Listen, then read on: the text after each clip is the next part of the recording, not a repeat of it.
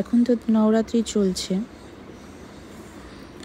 তাই নিচে চলে আসলাম বাচ্চাদেরকে নিয়ে। আর নবরাত্রির আজকে পঞ্চম দিন। বাচ্চাদের তো পরীক্ষা চলছে, আসতে পারছিলাম না। এই আজকে দুর্গাপুজোর পঞ্চমী, তাই বাচ্চাদের আজকেই পরীক্ষা শেষ হলো, তাই একটু নিচে চলে আসলাম। আমার বাবান একটু বায়না করছিল, চলো নিয়ে চলো, আজকে তো পরীক্ষা শেষ হয়ে গেছে। তাই ওদেরকে নিয়ে একটু নিচে চলে আসলাম। আর এসে দেখি বৃষ্টি হচ্ছে, আর সবাই মিলে বৃষ্টিতে হালকা হালকা এখন বৃষ্টি হচ্ছে, বৃষ্টির মধ্যেই দেখছি সবাই মিলে গরবা খেলছে। দেখতে তো ভালোই লাগছিল। আমি যখন গরবা খেলতে পারি না, তাই আমি আর যাইনি, কিন্তু বাবান চলে গেছে গরবা খেলতে। আর মামাম আমার সাথে রয়ে গেছে, দাঁড়িয়ে রয়েছে। ও একটু লজ্জা পাচ্ছে, ও আর যায়নি। দেবী তো আগেই দেখে এসছি। আর ছিল আজকে ফ্যান্সি ড্রেস কম্পিটিশন, যে যেরকম সাজো। আমি আগে থেকে জানতাম না, কেননা বাচ্চাদের পরীক্ষা নিয়েই আমি বিজি ছিলাম, তাই ওদেরকে আর কিছু সাজানো হয়নি। তাই এখন কিন্তু প্রায় বাজে রাত্রি 10টার বেশি হয়ে গেছে। আর এদিকে গরবা খেলছে সবাই, দেখছি সবাই গরবা খেলা চালুও হয়ে গেছে, অনেক তাড়াতাড়ি চালু হয়ে গেছে। বাচ্চাদেরকে রাত্রে খাওয়া দাওয়া করিয়ে নিচে এসেছি।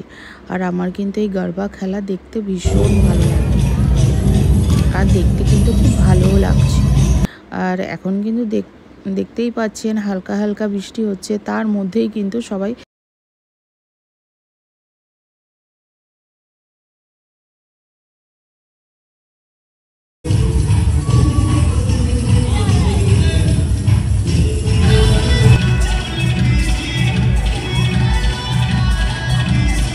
এদিকে কিন্তু প্রচণ্ড পরিমাণে বিদ্যুৎ চমকাচ্ছে।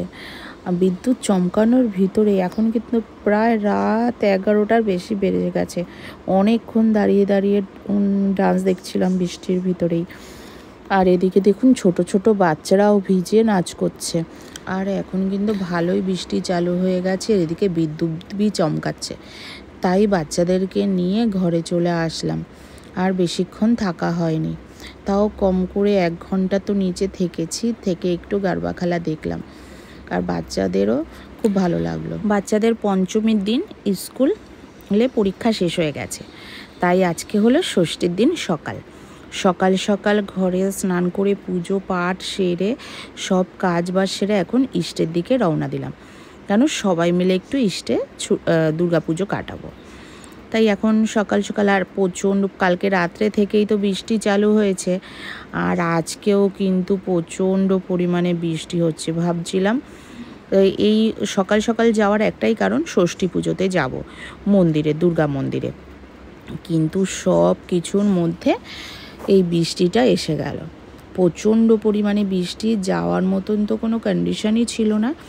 তাও বললাম ইষ্টে চলো, কেন পুজোটা আজকে এইবার পঞ্চমের দিন পরীক্ষাটা শেষ হয়েছে, 2 দিন একটু স্কুল ছুটি করে একটু দুর্গা মণ্ডপেই আজকে এইবারের পুজোটা কাটাবো, তাই উদ্দেশ্য। আরে দেখুন এখানে প্রচণ্ড পরিমাণে জলে থই থই করছে সব জায়গায়।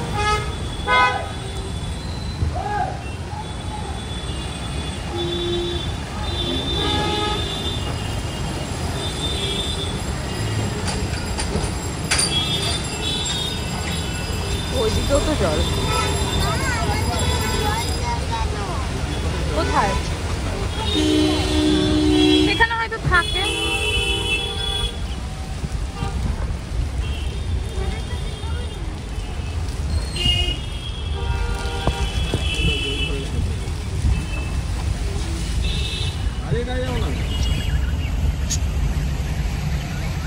মামা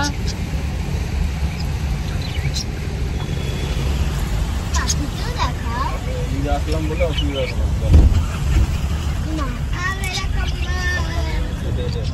अच्छा है ना, पानी नहीं दिखा ना, तब देखना होगा।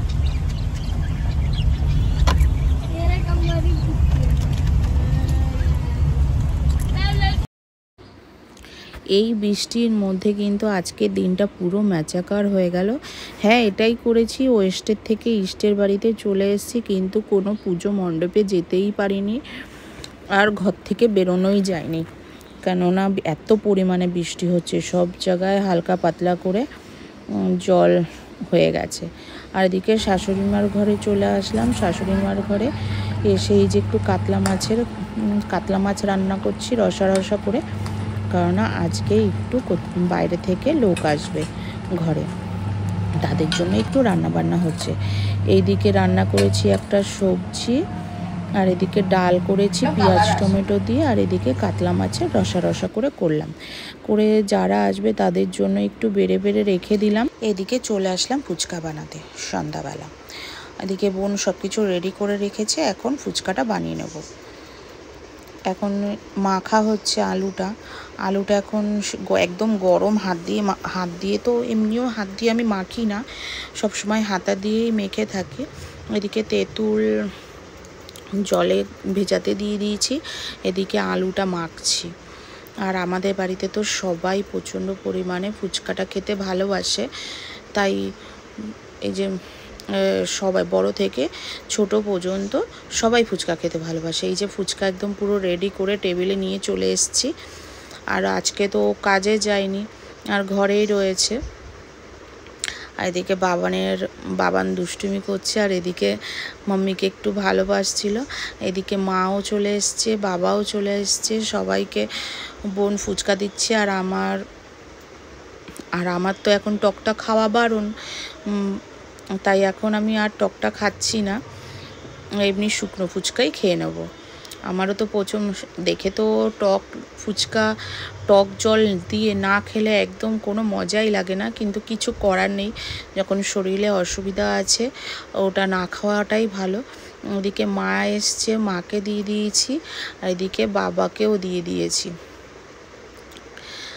আর আমার মা কোনো দিনই ফুচকা খায় না, মানে আমার মা, এটা তো শাশুড়ি মা, আমার মা কোনো দিনও ফুচকা খায় না, তাই মা ফুচকার সামনেও নেই।